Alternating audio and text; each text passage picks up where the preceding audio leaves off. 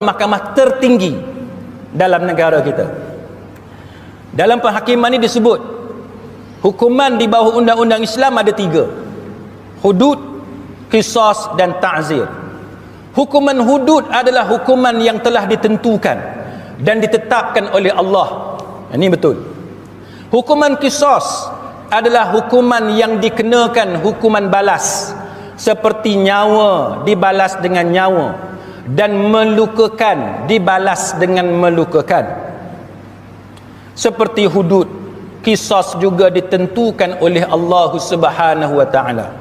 Perbezaan antara hudud dan qisas ialah hukuman qisas ini hendaklah dituntut oleh mangsa atau keluarga mangsa. Ini kata hakim. Baik. Diat yang bermaksud pampasan atau ganti rugi adalah merupakan sebahagian daripada hukuman qisas. Ta'zir pula adalah hukuman yang tidak ditentukan oleh Allah, tetapi kadar dan bentuk hukuman ditentukan oleh kerajaan dan dijatuhkan hukuman itu terhadap penjenayah mengikut budi bicara hakim. Baik, setakat tu okey. Kemudian perenggan yang ketujuh, kata Ketua Hakim Negara, Mahkamah Syariah di Malaysia setakat hari ini tidak melaksanakan hukuman hudud atau qisas. Hudud tak ada dalam negara kita, qisas pun tak ada, yang ada hanya ta'zir. Mahkamah Sivil juga melaksanakan hukuman ta'zir.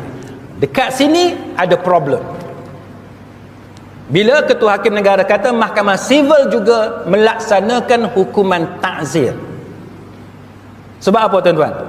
Baik, sebelum saya ulas, kita tengok apa yang disebut lagi. Sebegitu tidak ada bezanya Mahkamah Syariah dan Mahkamah Sivil, kerana kedua-dua sistem syariah dan sivil melaksanakan hukuman ta'zir. Jadi dia kata dari segi hukuman ta'zir tak ada beza antara Mahkamah Syariah dengan Mahkamah Sivil. Saya akan tunjuk kepada tuan-tuan contoh-contoh perbezaan. Jadi dia kata perbezaannya cuma hukuman ta'zir yang dilaksanakan oleh Mahkamah Syariah adalah bersumberkan atau mengikut undang-undang yang ditetapkan oleh pemerintah di peringkat negeri dan diluluskan oleh Badan Perundangan Negeri. Manakala hukuman ta'zir yang dilaksanakan oleh Mahkamah Sivil adalah mengikut undang-undang yang ditetapkan oleh pemerintah di peringkat persekutuan yang diluluskan oleh Parlimen. Dekat situ tuan-tuan boleh nampak apa dia beza ta'zir di Mahkamah Syariah dengan ta'zir di Mahkamah Sivil. Maka dia kata ta'zir Mahkamah Syariah 356, 3 tahun penjara, denda RM5,000 sebab tidak lebih daripada 6 kali. Maka dia kata pihak yang mencabar dan Mahkamah Sivil tidak boleh dikatakan menentang Allah, kerana undang-undang yang dicabar itu bukan yang ditentukan atau ditetapkan oleh Allah, tetapi oleh Badan Perundangan Negeri. Jadi pihak yang mencabar dan Mahkamah Sivil tidak boleh dikatakan menentang Allah. Pasal apa? Kerana undang-undang yang dicabar itu bukan yang ditentukan atau ditetapkan oleh Allah, tapi oleh Badan Perundangan Negeri. Maka dia kata tidak timbul soal Mahkamah Sivil tidak mempertahankan kedudukan agama Islam atau tidak memperkasakan Mahkamah Syariah. Sekarang saya nak bagi tahu kepada tuan-tuan, hukuman ta'zir betul budi bicara pemerintah, Mahkamah Syariah pun sama, Mahkamah Sivil pun sama. Tapi kalau tuan-tuan tengok sebagaimana yang disebut oleh Ketua Hakim Negara sendiri, bahawa ada perbezaan antara hukuman itu di peringkat DUN dengan di peringkat Parlimen. Di Mahkamah Syariah tuan-tuan, the sources of law, sumber undang-undang itu apa? Walaupun dia ta'zir, tapi sumber dia adalah Al-Quran dan As-Sunnah, beserta dengan perakuan fuqaha yang muktabar, para ulama, ijtihad para ulama. Dan benda ni tuan-tuan, the sources of law yang macam ni tidak ada di Mahkamah Sivil. Ini perbezaan yang ketara.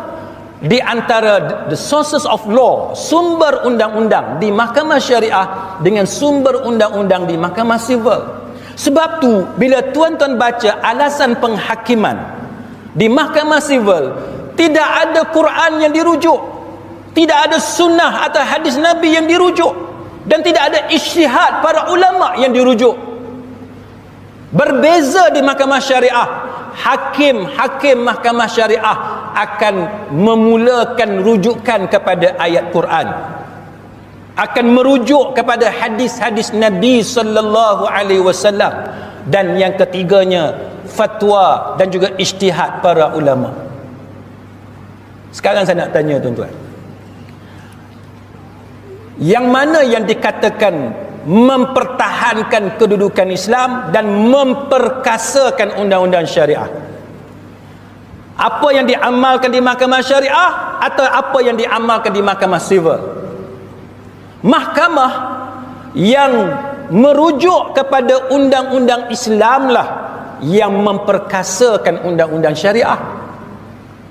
Mahkamah yang merujuk kepada sumber daripada Quran, hadis dan juga ijtihad ulama lah yang memperkasakan undang-undang syariah. Jadi jikalau kesalahan-kesalahan tadi 20 ataupun 16 apa semua itu dipindahkan ataupun tidak boleh, tidak ada bidang kuasa untuk dibuat, digubal di peringkat Dewan Undangan Negeri, ianya ada di peringkat persekutuan, maka ini telah menyebabkan kedudukan mahkamah syariah itu telah diambil sebahagian daripada apa yang dia ada. Baik, saya bagi contoh dekat tuan-tuan sekalian. Di antara apa yang disebut di dalam kes tersebut ialah berkenaan dengan kesalahan-kesalahan tadi. Tuan-tuan tengok judi sebagai contoh. Judi, takrif judi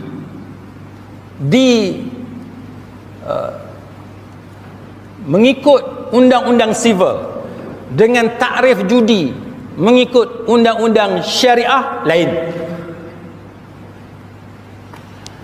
Dalam undang-undang sivil ataupun sekarang ni kita ada kanun keseksaan, Common Gaming House Act, akta rumah perjudian terbuka dan sebagainya, banyaklah kita ada akta-akta.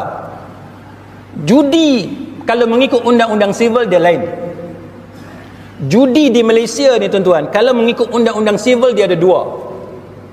Satu, judi haram. Dua, judi halal. Ni di Malaysia undang-undang sivil, judi ada dua. Satu, judi haram, mana judi yang bercanggah dengan undang-undang. Satu lagi judi halal, mana judi yang dibenarkan oleh undang-undang. Tuan-tuan akan tanya, ada ke ustaz judi halal? Bukan halal mengikut agama, halal mengikut takrif undang-undang negara kita. Tuan-tuan nak tahu ada ataupun tidak? Tuan-tuan tengok ada berapa banyak premis judi dalam negara kita yang dibenarkan dan dilesenkan. Tuan-tuan naik genting, tuan-tuan tengok kat situ ada di genting. Tuan-tuan pergi kat kedai-kedai, tuan-tuan akan tengok ada Sport Toto, Magnum, Pan Malaysian Pool. Itu semua judi halal. Bukan judi halal mengikut agama, tapi halal mengikut undang-undang yang diberi lesen. Tapi judi tuan-tuan, kalau mengikut takrif agama kita, tidak ada judi halal dengan judi haram. Judi semua haram. Ini contoh paling mudah yang saya boleh bagi kepada tuan-tuan, gambaran kenapa kita berebut bidang kuasa, kenapa kita berebut, berlaku perebutan antara undang-undang sivil dengan undang-undang syariah soal bidang kuasa. Berlaku pertembungan, konflik ini lama, bukan baru. Dan tuan-tuan nak faham benda ni, kita dah cerita dalam kuliah sebelum ini berkenaan dengan strategic litigation. Benda ni dia bukan kebetulan, dia ada kaitan di antara satu sama lain. Dia ada kaitan. Termasuk sebelum ini penentangan dan cabaran terhadap undang-undang khalwat. Sebab golongan ni menentang apa yang dipanggil sebagai moral policing. Dia kata kita tak boleh paksa rakyat. Rakyat perlu diberikan kebebasan. Itu adalah hak asasi manusia. Ini adalah golongan human rights movement yang bergerak, dan dia kata kami bukan nak menentang agama, kami bukan nak menentang undang-undang syariah, kami bukan nak menentang mahkamah syariah, kami bukan nak halang usaha memperkasakan mahkamah syariah, kami tak kacau yang tu. Kami hanya mencabar dan mengatakan bahawa Dewan Undangan Negeri tidak ada bidang kuasa. Pandai tak tuan-tuan? Siapa yang ikut khutbah saya daripada dulu, zaman muda saya khutbah di Masjid Pengulu Him daripada dulu, saya selalu sebut kepada tuan-tuan, orang putih kata how to say no without saying no. Macam mana nak kata tidak tanpa kita sebut perkataan tidak. Macam mana untuk menentang Islam tanpa menyebut kami menentang Islam.